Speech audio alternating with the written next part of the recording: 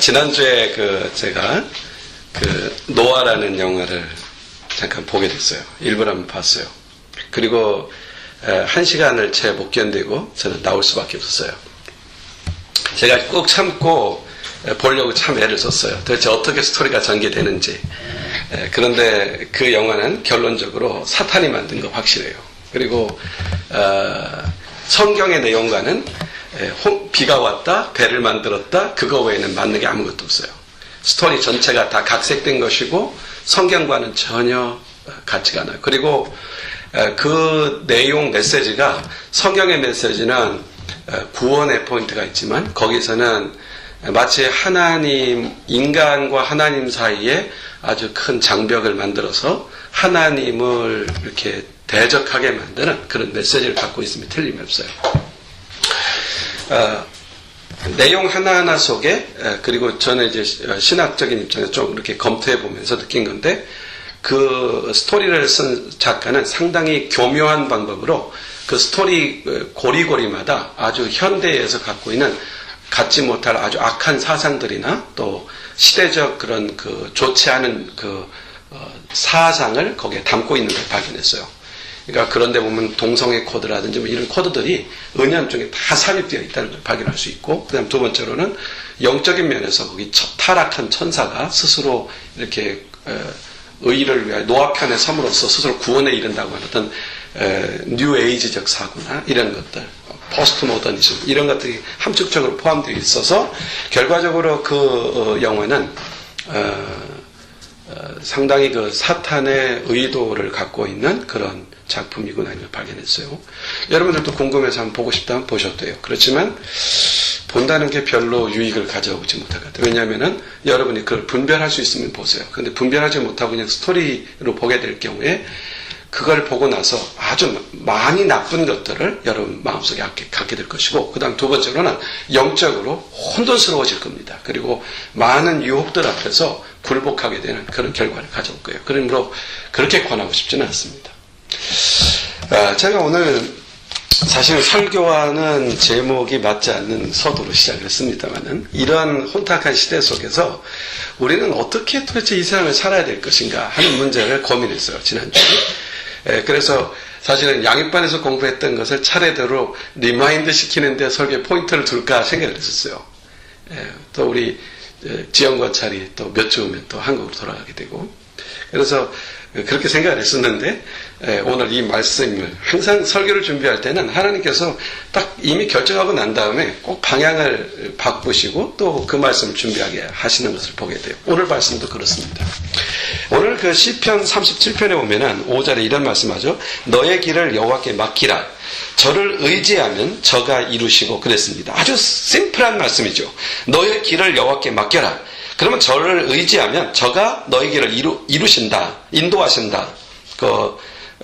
오늘 본문에 보면 success라는 단어가 나오죠. 아주 성공하게 해주겠다. 그런 뜻을 갖고 있죠. 근데 여기 너의 길을 이라고 할 때 길이라는 단어를 쓰고 있죠. 이 길이라는 말이 히브리어로 때렉이라는 단어가 있어요. 때렉. 근데 이 때렉이라는 뜻이 뭐냐면은 우리가 염려하고 고민하는 모든 일, 그런 뜻입니다.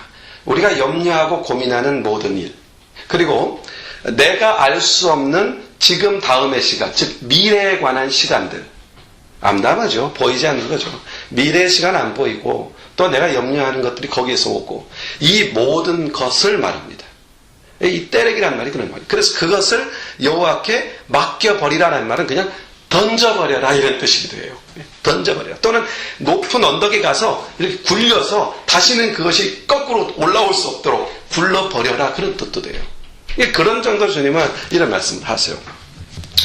시편 기자는 불확실한 미래나 또는 내가 갖고 있는 염려, 근심되는 모든 것을 주님께 맡겨버리라.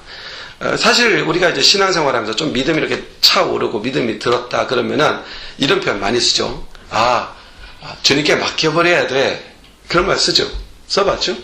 그러니까 이렇게 친구들하고 큐티 쉐어하면서도 고민을 이야기하면 주님께 맡기자. 우리 주님께 맡기고 기도하자. 이런 얘기 하잖아요. 맡겨버린다. 예수 믿는 사람들은 갖고 있는 참 큰 특권이 뭐냐면, 세상 사람들은요, 예수님이 없는 사람들은 짐이 있으면 내가 끝까지 지고 가야 돼요. 근데 우리 예수 믿는 사람들은 그 짐을 주님께 맡길 수 있다는 거예요. 이게 주님의 약속이고요. 바로 이 신앙이 있기에 우리는 신앙의 삶이 승리할 수 있다고 하는 확신을 갖게 되는 거죠. 그렇다면 도대체 하나님께 맡긴다는 게 뭐냐? 이걸 좀 이해했으면 좋겠어요. 하나님께 맡긴다. 하나님께 모두 맡겨라. 그러니까 나는 아무것도 갖지 않고 그냥 내 거 다 맡겨버리나요? 내 염려, 이제 다 맞아요. 맡기는데 나는 발장 끼고 앉아서 주님이 어떻게 하신다 이렇게 보는 제3자의 관찰자적 입장에서 제3자의 입장에서 주님께 맡겨버리고 방관하고 있으라는 말은 아닐 겁니다. 그런 의미는 아니에요. 로마서 11장 12절에 분명히 이렇게 말씀합니다. 부지런하여 게으르지 말고 열심을 품고 주를 섬기라. 그러니까 열심을 내야 돼요. 그렇지 않니? 아주 열심을 하고 일을 하고 그래요. 주님께 맡겨야 되는 것들은 문제로 생각되는 그 많은 요소들, 염려로 생각되는 그 모든 요소들, 내가 갖지 전대미문의 그 미지의 시간들, 이것을 우리가 스스로 붙잡고 고민할 것이 아니라 그 시간을 맡겨라. 이렇게 주님 말씀하고 있습니다. 그러면 하나님께 맡긴다는 의미를 좀 더 오늘 설교의 포인트로 잡았어요. 하나님께 맡긴다. 제목도 그랬잖아요. 너의 길을 여호와께 맡기라. 그렇게 정한 거예요. 그래서 주님께 맡긴다. 주님께 맡긴다는 것. 예수 믿는 사람이 나의 모든 짐을 주님께 맡긴다고 말할 때 이 맡긴다는 의미를 잘 이해할 수 있는 본문이 여러분이 같이 읽은 역대하 20장에 나오는 내용이죠. 역대하 20장은 정말 아주 감격적인 내용으로 되어 있잖아요. 암몬과 모압과 그리고 마온이라고 하는 연합군이 유다를 침공해 오죠. 그 당시 유다의 왕은 누구였습니까? 여호사밧이었어요. 여호사밧의 고백을 한번 보십시오. 역대하 20장 12절 우리가 읽진 않았습니다만 제가 읽어드릴게요. 우리 하나님이여 저희를 징별하지 아니하시나이까? 우리를 치러 오는 이 큰 무리를 우리가 대적할 능력이 없습니다. 어떻게 할 줄 알지 못하고 오직 주님만 바라보고 있습니다. 그래서 이 연합군이 얼마나 강한 연합군인지 여호사밧은 감당할 수가 없는 상황이었던 것이죠. 도무지 감당할 수가 없었어요. 우리가 그런 일 당면하지 않습니까? 우리가 살면서 이 여호수아 입장에 설 때 얼마나 많아요. 내가 감당치 못하는 일들을 우리는 당면합니다. 그처럼 여호수아가 그랬어요. 도저히 감당할 수 없는 싸움이었습니다. 그때 여호수아가 한 일은 딱 하나입니다. 여호와를 의지하고 그냥 나갔습니다. 결과는 어떻게 됐죠? 대승을 거뒀습니다. 비교할 수 없는 전투였습니다마는 여호사밧은 자기가 감당치 못하는 일에 관하여서 하나님께 의뢰했고 하나님은 그 일을 친히 해결하셨습니다. 바로 이 말씀 속에 하나님께 맡기는 것이 어떤 것인가라는 것을 발견할 수 있는 아주 두 가지 중요한 요점을 담고 있습니다. 먼저는 여기 한번 20절에 보면은 여러분 한번 보십시오. 본문을 폈으면 이렇게 나가죠. 이에 백성들이 일찍이 일어나서, 저는 이 말씀 참 좋아요. 일찍 일어나서. 항상 보면 승리하는 사람의 특징이 뭔지 아세요? 일찍 일어난다 이거죠. 일찍. 세상에서도 성공하는 사람의 특징이 뭐죠? 일찍 일어난다. 부지런하다. 그렇죠? 이건 아주 공통적인 것 같아요. 자, 이에 백성들이 일찍이 일어나서 드고와 들로 나가니라. 나갈 때 여호사밧이 서서 가로되 유다와 예루살렘 거민들아 내 말을 들을지어다. 아까는 뭐라고 그랬어요? 하나님 정말 힘이 없습니다. 우리는 이길 수가 없습니다. 근데 나갔어요. 나가서 이렇게 말하죠. 너희는 너희 하나님 여호와를 신뢰하라. 그리하면 견고히 서리라.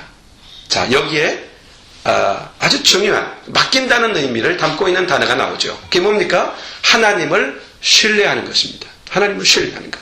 이것이 바로 하나님을 맡긴다는 뜻입니다. 하나님께. 성경에서 자, 이렇게 보십시오. 신뢰한다라는 단어가 나오죠. 믿는다, 신뢰한다. 이 단어의 반대어로 출현한 단어가 있어요. 뭘 것 같습니까? 의심? 아니요. 재미있는 것은요. 이 신뢰한다, 하나님을 신뢰한다, 하나님을 믿는다라는 말의 반대어가요. 두려워한답니다. 두려워한다. 여러분 누가복음 8장에 보면은요. 누가복음 8장 이런 말씀이에요. 해당장 야이로의 딸이 죽게 됐습니다. 그래서 예수님께 와서 그 얘기를 하죠. 내 딸이 죽게 되었습니다. 가서 살려주십시오. 치료해 주십시오.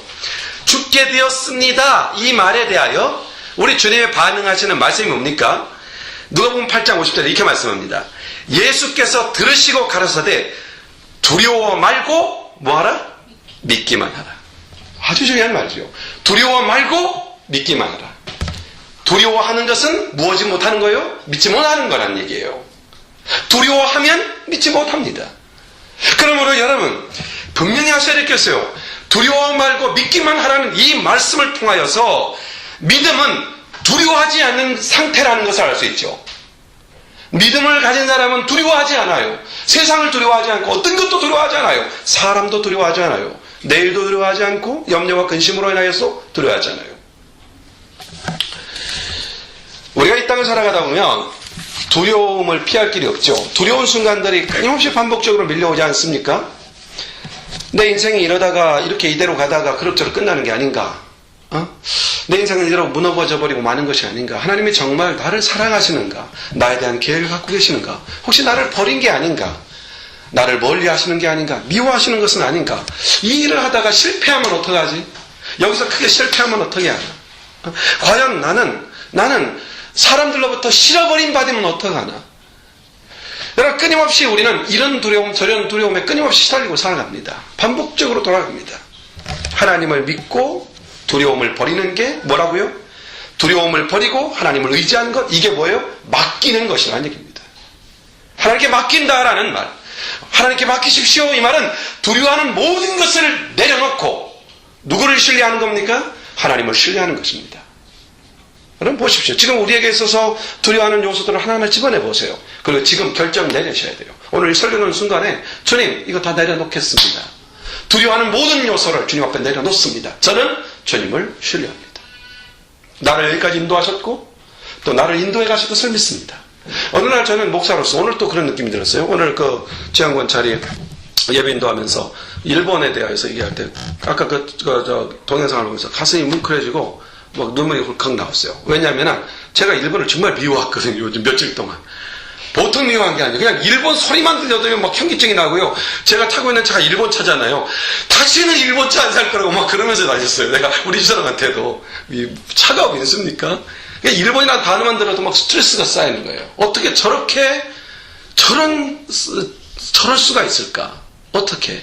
눈에 빤히 보이는 일을 뒤집듯이 그것을 거짓으로 말할 수 있을까?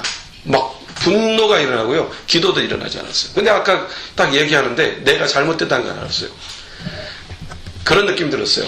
내가 일본보다 더 악했다는 거. 내 자신이 너무. 그렇지 않아요? 그런데 하나님은 나를 용서하고 받아주셨다는 거. 그러고 보니까 생각을 달리 해보니까 그 1억 3천이 되는 어마어마한 인구 속에는 정말 복음을 필요한 사람이 엄청 많았어요.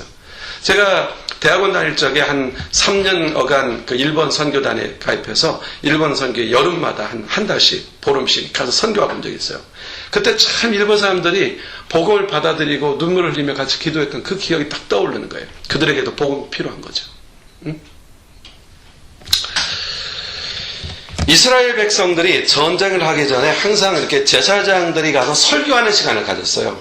설교하는 시간을 가져요. 전쟁을 나가기 전에. 그래서 오늘 신명기 20장 2절에도 그런 장면이 나오는데 2절에 보면 이런 말이 나와요. 너희가 싸울 곳에 가까이 가거든 제사장은 백성에게 나가서 고하여, 설교하라는 얘기입니다. 제사장은 백성에게 나가서 말해라, 설교해라. 그들에게 이르기를 이렇게 하라는 거예요. 이스라엘아 들으라. 너희가 오늘날 너희의 대적과 싸우려고 나왔으니 마음에 겁내지 말며 두려워하지 말며 떨지 말며 그들로 인하여 놀라지 말라. 너희 하나님 여호와는 너희와 함께 하시며. 결과적으로 그 설교의 내용이 뭡니까? 두려워하지 말고 떨지 말고 놀라지 말고. 이것이 뭐라고요? 이게 불신앙이라는 얘기입니다. 두려워하고 떨고 무서워하는 것, 이게 뭐예요? 불신앙이에요. 왜 세상 사람들이 죄악에 굴복하는지 압니까? 세상이 두렵기 때문입니다. 거기에 굴복하지 않으면, 세상 속에 굴복하지 않으면 세상에서 얻을 수 있는 것이 없다고 생각하기 때문에 굴복하게 되는 것이죠. 두려워 말고 떨지 말고 놀라지 말아라. 왜요? 너희 하나님 여호와는 너희와 함께 행하시며 너를 구원하시는 자시다. 이렇게 설명하십니다. 모세가 가나안 정복을 앞두고, 가나안 땅을 앞두고 자기의 후계자 누구에게? 여호수아에게 모든 지도권을 이양하지 않습니까? 그때 여호수아에게 줬던 교훈의 내용도 이와 동일합니다.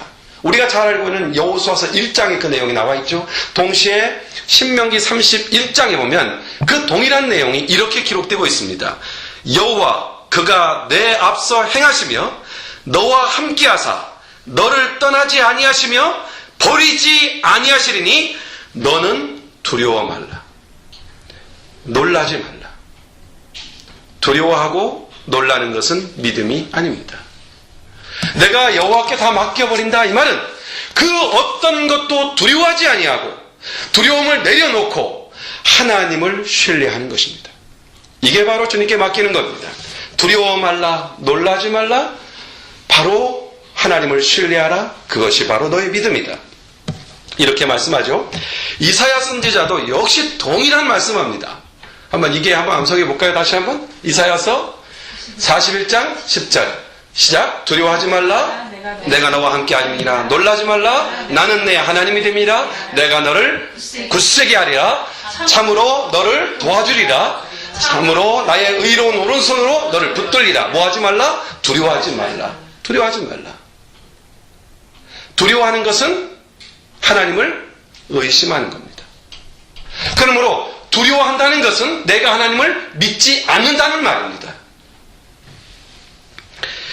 여러분 기도할 때 이렇게 하나님께 기도하면서 내가 얼만큼 기도해야 될까라는 그런 질문을 종종 받아요. 얼만큼 기도해야 될까? 오늘 저는 이 말씀을 하면서 이런 답을 다시 한번 제시하기 원해요. 그게 뭐냐면 마음의 두려움이 사라지는 순간까지예요. 이게 믿음의 기도입니다. 마음의 염려가 사라지는 순간까지 우리는 기도의 무릎을 꿇을 수 있어야 합니다. 두려워하는 것은 믿지 않는 것이고 불순종하는 것이다. 이게 오늘 우리에게 가르쳐주고 있는 내용입니다. 하나님을 신뢰하고 하나님을 붙잡는 것, 그러면 두려움이 사라지는 것, 이게 바로 여호와를 의뢰한다는 말로 표현되고 있는, 설명되고 있는 내용입니다.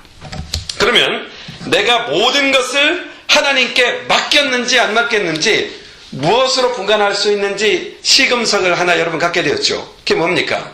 내가 지금 두려워하고 있느냐, 내가 아직 염려하고 있느냐, 바로 이것입니다. 자, 하나 더, 주님께 맡긴다, 하나님께 맡겼다. 하나님께 맡긴다는 말은 첫째로 뭐라고 그랬어요? 두려움을 멈추고 두려움을 내려놓고 하나님을 신뢰하는 것, 이게 바로 주님께 맡기는 거예요. 또 하나 맡긴다는 의미는 하나님의 말씀, 하나님의 약속, 성경의 말씀을 신뢰하는 것입니다. 성경을 신뢰하는 것입니다. 오늘 그 20절을 다시 한번 보시면 그 마지막 부분에 이런 말이 나와요. 아주 독특한 말인데요. 그 선지자를 신뢰하라. 그리하면 형통하리라. 그 선지자를 신뢰하라. 선지자는 지금으로 말하면 누굴 것 같습니까? 설교자라고 생각하시면 됩니다. 설교자. 그러면 설교자를 신뢰하라, 그런 말이죠. 데살로니가전서 2장 13절에 보면 사도 바울이 이런 말합니다. 이러므로 우리가 하나님께 쉬지 않고 감사함은 너희가 우리에게 들은 바 하나님의 말씀을 받을 때, 지금 설교할 때 말씀을 받을 때 사람의 발로 받지 아니하고 하나님의 말씀으로 받음이니 진실로 그러하다. 이 말씀이, 즉 설교자의 말씀이, 그런 뜻입니다. 설교자의 말씀이 또한 너희 믿는 자 속에서 역사하느니라. 설교가 아주 중요하다는 거죠. 근데 여기에서 예배를 통해 우리가 하나님 말씀이 선포될 때 말씀을 전하는 자를 신뢰하고 그 말씀을 들어야 된다는 말씀이지 않습니까? 그 말씀이에요. 그래서 그 말씀을, 하나님의 말씀이 나에게 전달될 때 내게 주는 레마의 말씀을 기대하는 것, 이게 바로 설교 듣는 자의 태도라는 얘기입니다. 그런데 여기에 문제점이 하나 생깁니다. 우리의 딜레마요, 우리가 갖고 있는 갈등이죠. 그게 뭐냐면 과연 설교자를 신뢰할 수 있는가라는 문제입니다. 이 문제가 현재 문제점으로 당면되고 있는 문제입니다. 목사가 믿을 만하지 못하다, 이게 요즘 세상에 떠돌고 있는 아주 중요한 이슈 중에 하나 아닙니까? 목사들이 밤낮 그저 복음 전하는 일에만 몰두하는 게 아니라 세상 일에 몰두하고 재산을 모으고 사람들 속에서 사기를 행하는 사람 중에 목사가 있다고. 그러니까 그 목사들이 하는 설교를 내가 어떻게 믿을 수 있느냐는 거죠. 어떻게 그런 무자격자의 목사들의 설교를 들을 수 있겠어요? 사실 근데 그가 무자격자인지 자격자인지 어떻게 우리가 또 구분할 수 있겠어요? 우리가 판단할 수 없는데, 설교자들을 신뢰하라, 이 말은 너무나도 어떤 의미에서 무책임한 말인 것 같아요. 그러나 이걸 아십시오. 역사상 가장 엉터리 같은 제사장을 한 명 꼽으라면 누구를 꼽을 것 같아요? 딱 떠오르는 인물 누구예요? 홈니와 비나스의 아버지 엘리 제사장이 떠오르지 않습니까? 안 떠올라요? 그러니까 여러분들은 사무엘서를 잘 읽지 않았거나 그때 읽을 때 그냥 번쩍 스킵해버렸거나 아니면은 그래도 엘리 제사장에서 긍정적인 마음을 갖고 있는 분들인 것 같아요. 그러나 실제 역사상으로 볼 때 선지자 중에 발락과 같은 그런 발락 왕의 말을 들은 발람과 같은 그런 선지자도 있었지만 이 엘리 제사장도 그렇게 좋은 편에 한 사람이 아니에요. 그런데 그거 아십니까? 바로 그 엘리 제사장 당시에 사무엘의 어머니 한나가 성전에 와서 기도하죠. 그때 그 한나를 축복한 사람이 누군지 압니까? 엘리 제사장입니다. 그 축복으로 태어난 사람이 누군지 아십니까? 사무엘이라고 하는 대선지자입니다. 아이러니죠. 다시 사무엘상 1장 17절에 보면 엘리가 대답하며 이렇게 말합니다. 평안히 가라. 이스라엘의 하나님이 너의 기도를 구한 것을 허락하시기를 원하노라. 이렇게 축복해요. 그리고 그 기도가 응답됩니다. 그 결과로 사무엘이 출생합니다. 가장 형편없었던 엘리 제사장이라고 하는 이런 사람들을 통해서도 하나님께서 말씀을 주시고 축복의 통로로 사용하시고 그리고 사무엘이라고 하는 위대한 역사를 바꾸는 사사시대에서 왕정시대로 바뀌는 그 고리 역할을 하는 중요한 사사이며 지도자였던 그 역할을 감당했던 위대한 지도자가 그 속에서 태어나게 되죠. 여기에서 알 수 있는 것이 하나 있습니다. 그것은 뭐냐면 설교자와 그가 전하는 말씀의 근원이 다르다는 것을 우리는 인정해야 된다는 겁니다. 오래전에 이런 일이 있어서 이건 싫어합니다. 남미에서 마피아 부두목 하던 사람이 그 체포령이 떨어져서 도망다니다가 깊은 산골에 조그만 교회에 가서 목사라고 속이고 목회자 행세를 하면서 지낸 적이 있었어요. 조그만 마을인데. 근데 그 사람이 이제 설교를 해야 되니까 어떡합니까? 그래서 서점에 가서 설교집을 하나 사가지고 그걸 열심히 읽어낸 거예요. 놀라운 사실은 뭔지 알아요? 그 교회가 그 마을 전체를 변화시켰다는 겁니다. 그 설교가. 이거 어떻게 설명해야 되는 거예요? 그 완전 가짜 목사 아닙니까? 근데 가짜 목사가 열심히 뭘 했어요? 정말 설교집은 제대로 선택한 것 같아요. 제대로 된 설교집을 선택해가지고 열심히 주일날마다 아주 박력 있게 보스 기질이 있으니까 얼마나 또 카리스마가 있었겠어요. 열심히 설교를 했고 그로 인하여 그 마을에 엄청난 선교부흥이 일어났던 것이죠. 여러분 우리가 이것을 잊지 말아야 돼요. 설교하는 사람이나 듣는 사람은 똑같은 인간이에요. 저도 지금 설교자로 서 있어요. 이 시간 성령께서 물론 그 설교의 내용을 사용하실 거라고 믿어요. 그런데 저나 여러분의 똑같은 사람이죠. 설교자도 또 한 명의 창조일 뿐이에요. 그것은 펑션, 어떤 기능을 행하는 것이죠. 중요한 건 이것입니다. 그가 전하는 말씀이 포인트예요. 설교자가 전하는 말씀, 이 말씀이 누구의 말씀이에요? 하나님의 말씀이면 역사가 일어나는 겁니다. 사람은 다 흠이 있지만 그가 전달하고 있는 말씀이 하나님의 말씀일 때 그 말씀이 역사하는 거예요. 말씀의 능력이 있기 때문에 그렇습니다. 사람에게 능력이 있는 것이 아니고 말씀의 능력이 있는 겁니다. 제일 좋은 경우는 바른 목사가 바른 말씀을 전하는 게 금상첨화겠죠. 신실한 하나님의 종이 신실한 말씀을 전하는 것, 이것이 바로 아주 좋은 경우겠죠. 그러나 종종 하나님께서는 그의 말씀만을 사용하시기도 하신다는 사실을 역사 속에서 보면서 좀 아이러니하고 이해하기 힘든 내용이지만 그런 경우가 있더란 얘기예요. 말씀의 능력이 있다는 것을 우리는 다시 한번 기억해야 돼요. 그래서 사도 바울이 이런 경고를 내리고 있어요. 이런 경고. 고린도전서 9장 27절에 내가 내 몸을 쳐서 복종케 함은 내가 남에게 전파한 후에 자기가 도리어 버림이 될까 두려워합니다. 무슨 말씀인지 아시겠죠?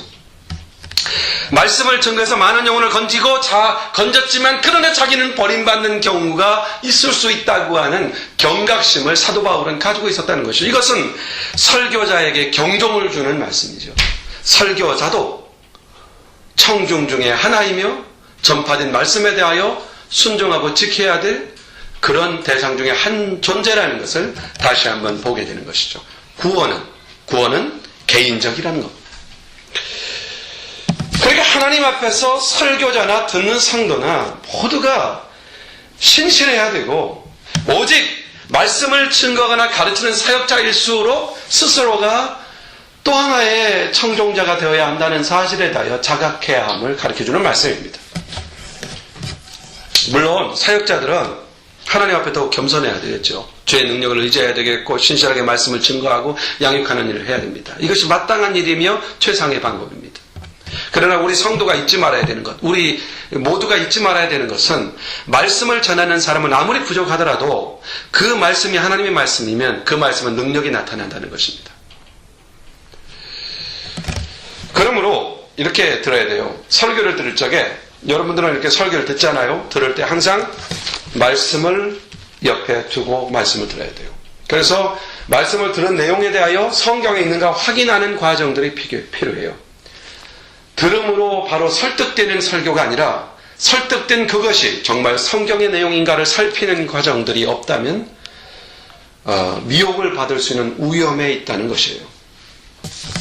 이 시대에 정말 주의해야 되는 것은 마귀의 간교한 장난입니다. 이번에 노아에 대한 이야기도 했습니다마는, 경건한 것이 가증한 것이 거룩한 것의 자리에 선 것을 보면 때가 가까움을 보라 알지어다, 이렇게 말씀하셨잖아요.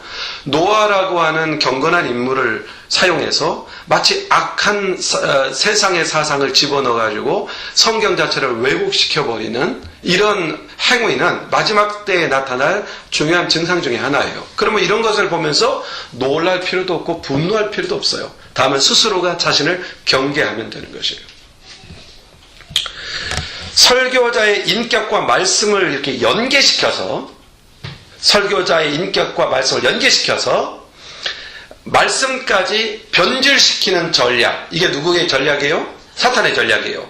그러므로 유식하고 세상에 인격적이고 도덕적인 어떤 사람들을 통해서, 아주 신뢰할 만한 어떤 객관성을 가진 사람을 통해서 이단 사상이나 성경에서 벗어난 이론들을 가리키게 함으로써 그 사람의 인격이라면 적어도 바를 거야 라고 하는 이런 유혹, 미혹 또는 오해를 통해서 사단은 믿는 자들을 잠식해가는 이런 전략들을 구상하고 있다는 것에 대하여 우리는 경각심을 가져야 한다는 얘기예요. 그 대표적인 예가 슈바이처입니다. 알버트 슈바이처. 대단한 인물이죠. 슈바이처는 성인이라고까지 분류됩니다. 그는 4개의 박사학위를 가지고 있어요. 의학, 신학, 철학, 그리고 그 음악. 대단한 학자죠. 그런 사람이 어느 날 갑자기 모든 걸 정돈하고 예수를 따르겠다고 밀림에 들어가서 의료봉사를 하면서 자기의 사상을 전파하죠. 복음을 전파하죠. 근데 놀라운 사실 아십니까? 슈바이처는 예수 그리스도의 신성을 인정하지 않습니다. 무슨 의미가 있어요? 예수님의 신정을 인정하지 않으면 어떤 일이 벌어질 수 있어요? 아무것도 벌어질 수 없어요. 그냥 생명은 귀하다, 생명 존중이라고 하는 거기에 포인트를 꽉 집어넣고 자기의 이론을 전개시켰던 것이죠. 반면에 이럴 수도 있습니다. 성격과 인격이 거지 같아요. 그런 목사들 많이 있죠. 그 중에 한 명이 들라면 저도 한 사람이겠지만서도. 그런데 신실하게 말씀만을 증거해요. 어떤 사람은 정말 이렇게 인격이나 학식이나 이런 게 너무너무 모자라지만 말씀, 복음만을 증거하기도 해요. 뭐 저런 사람이 목사가 됐나? 정말 어떤 때는 목사인 저도 그분은 참 목사가 안 됐으면 더 좋을 걸 하는 그런 생각이 드는 사람들을 만나요? 근데 그런 사람들 중에 정말 복음만 전하는 사람들이 있어요. 하나님이 그런 사람을 통해서도 일하신다는 거. 좀 헷갈리는 일이죠. 왜 하나님은 이렇게 부족한 사람을 쓸까? 근데 이해가 돼요. 예수님도 고른 제자들을 하나같이 보세요. 세리 같은 위대한 그런 학식인을 자꾸 쓰지만, 무지랭이, 정말 바닷가에서 고기나 잡던 그런 사람들을 쓰시지 않습니까? 그러고 보면은, 바울이 이런 말 하죠. 세상에 지혜롭다 하는 자들을 어리석게 하고 어리석은 자를 들어서 하나님의 나라를 증거하게 하신다는 말씀 있지 않습니까? 그렇잖아요. 하나님의 말씀, 거기에 포인트가 있다는 얘기예요. 그래서 물론 인격적인 사람이 목사 일을 하는 게 좋죠. 왜냐하면 목사는 많은 부분에 영향을 끼치기 때문이죠. 그러나 이 시대에 아주 잘못된 접근 방법 중에 하나가 뭐냐면 설교하는 사람의 인격을 보고 그 말씀을 신뢰하고자 한다는 것입니다. 여러분도 거기에 많이 동의하지 않아요? 어떤 의미에서? 설교하는 사람의 인격을 보고 그 말씀을 신뢰하게. 사실은 이것은 분리될 수 없는 관계이기도 하죠. 그래야 되겠죠. 그러나요, 이것이 얼마나 위험한 사상일 수 있다는 거 아십니까? 여러분, 인격 좋은 엉터리들이 얼마나 많은지 몰라요. 방금 얘기했던 알버트 슈바이처 같은 사람 대표적인 인물이죠. 만일 설교자의 인격을 보고 말씀을 신뢰하는 경우, 설교자가 마음에 안 들 경우 말씀도 버릴 수 있는, 말씀을 떠날 수 있는 그런 결과를 초래할 수 있죠. 이것이 바로 마귀가 전략적으로 구상하고 있는 이 시대의 사상적 도전입니다. 만일 목사가 여러분 이제 예배 드리다가 목사가 마음에 안 들면은 꼴 보기 싫다 그러면 눈을 감고 설교를 들으시면 돼요. 가장 좋은 방법이에요. 눈을 감고 들으세요. 그리고 설교만 들으세요. 말씀만 들으시라고요. 계속해서 너무 막 목사가 막 이렇게 거부감이 생기면은 어쩔 수 없어 그때는 교회를 옮기시면 돼요. 이 교회에서 목뼈를 묻겠다 이럴 마음 가질 필요 없어요. 교회를 옮기셔서 저항이 좀 덜한 복음 전도자에게 복음을 배우는 것은 아주 유익한 일이에요. 그러므로 중요한 것은 누구에게 말씀을 듣든 중요한 건 이거예요. 오직 말씀만 붙잡는 거. 이게 우리가 할 일이란 얘기예요. 그래서 성경은 그런 사람들에 대하여 아주 중요하게 소개하는 한 무리가 있어요. 바로 그것이 사도행전 17장에 나오는 베레아 사람들이에요. 사도행전 17장 11절 여러분 주보에 적어놨으니까 같이 한번 읽어봐요. 사도행전 10장 이쪽 같이 읽어요. 시작. 베레아 사람은 데살로니가에 있는 사람보다 더 신사적이어서 간절한 마음으로 말씀을 받고 이것이 그러한가 하여 날마다 성경을 상고함으로 성경을 찾아서 그 말씀이 그러한가를 확인한 후에야 순종했다는 얘기입니다. 이렇게 하는 것이 중요하다는 얘기입니다. 이 시대 속에서 들은 말씀을 무턱대고 받아들이면 큰일 나요. 그래서 막 이 인터넷 같은 데서 막 설교를 듣고 나서 감동해가지고 막 헌금도 보내고 막 뜨겁게 하잖아요. 그런 사람들을 보면서 아쉬운 것은 말씀에 감동되는 것이 아니라 설교자의 말에 감동된다는 거예요. 이건 대단히 위험한 것이라는 얘기입니다. 성경에 그렇게 말씀하고 있는가를 확인하는 것, 하나님의 감동으로 쓰인 성경 말씀에 어긋나는 것이 아닌지를 점검하는 것, 이것이 이 시대의 신앙생활하는 그리스도인에게 절대적으로 필요한 요소라는 것. 그래서 바울은 디모데에게 이렇게 이야기합니다. 이렇게 가르치고 있습니다. 디모데후서 2장 15절 거기 있죠? 같이 있죠? 같이 읽어요. 내가 진리의 말씀을 옳게 분별하며 부끄러울 것이 없는 일꾼으로 인정된 자로 자신을 하나님 앞에 드리기를 힘쓰라. 뭐라고요? 내가 진리의 말씀을 옳게 뭐라고요? 분변. 어떻게 분변해요? 내가 뭐 아는 지식으로 분변해요? No, 그게 아니에요. 뭐를 펴놓고? 성경을 펴놓고. 우리가 들은 말씀 그대로를 받지 않고 성경에 기록된 말씀을 통해 옳게 분별하며 받을 때 다른 복음을 가르치며 또 그리스도의 복음을 변하게 하는 거짓 선지자들에게서 자신을 스스로 지킬 수가 있어요. 이거 대단히 이 시대를 살아가는 우리에게 중요한 것입니다. 그러므로 우리는 오직 하나님의 말씀인 성경만을 붙잡아야 된다는 거예요. 이게 바로 뭐 하는 거예요? 맡기는 거예요. 성경의 약속을 신뢰합니다. 이게 맡기는 거예요. 그래서 성경에 약속된 것은 다 내가 신뢰할 수 있기 때문에 과감히 맡길 수가 있는 것이죠. 오늘 말씀 정리합니다. 시편 37편 5절 너의 길을 여호와께 맡기라. 저를 의지하면 저가 이루시고 이거 믿으십시오. 하나님께서 우리의 삶 전체를 맡기기 원하십니다. 맡긴다는 것은 하나님을 신뢰함으로 두려워하지 않는 것입니다. 세상을 두려워하지 않는 겁니다. 사람을 두려워하지 않는 것입니다. 앞으로 다가올 일들에 대하여 두려워하지 않는 것입니다. 어떤 상황도 두려워하지 않습니다. 왜요? 하나님을 신뢰하니까. 그가 인도하시고 나를 위한 놀라운 계획이 있다는 것을 신뢰하기 때문입니다.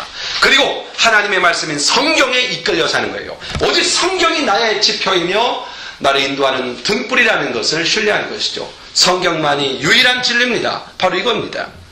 우리에게는 하나님이 계십니다. 그리고 우리가 의지할 수 있는 성경 말씀이 우리에게 있습니다. 그러므로 우리는 그리스도 안에서, 성령 안에서 오직 성경, 오직 믿음, 오직 은혜로 살아갈 수 있고 그러기에 전적으로 맡기고 당당히 주어진 삶을 살아갈 수가 있는 것이죠. 너의 길을 여호와께 맡기라. 저를 의지하면 저가 이루시고, 이 약속 믿고 주님과 함께 두려움 없이 세상을 도전적으로 살아가는 하나님의 사람들로 살아가기를 주의 이름으로 축원합니다. 기도하십시다. 하나님, 고마우신 하나님, 오늘 주일을 맞이해서 예배를 드리며 오늘에게 우리에게 주시는 말씀을 마음에 둡니다. 하나님 아버지, 우리로 하여금 주께 전적으로 맡기는 것이 무엇인가를 오늘 다시 한번 참고했습니다.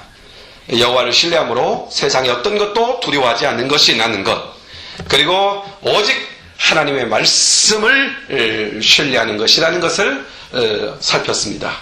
전적으로 주님께 맡기고 주어진 삶을 도전적으로 살아가는, 그래서 이 세상에서 다스리고 정복하라고 하시는 주의 말씀이 우리의 삶 속에서 나타나도록 주님께서 저들을 축복하시고 함께하여 주옵소서. 예수님의 이름으로 기도하옵나이다. 아멘. 제가 그 말씀을 생각하면서 정한 찬양이 하나 있습니다. 여러분 주변에 보면 이 세상에 하나님 법칙있는, 이 찬양을 제가 아주 오래전에 불렀던 찬양이에요. 근데 여러분 아실지 또 모르실지 모르겠어요. 모르면 적당히 따라서 부르다가 숙달이 되면 큰 소리를 부르셔도 되고, 쉬운 찬양입니다. 가사를 한번 보세요. 이 세상엔 하나님 법칙이 있네. 별들을 운행하시듯 저 강들까지 주관하시듯이 나의 갈 길 예비하셨네. 주께서 내 손을 붙잡고 주운 총 늘 내게 베푸네. 물 건너 산 너머 어디 있든지 나의 길 나를 인도하시네. 주님의 인도하심, 하나님의 법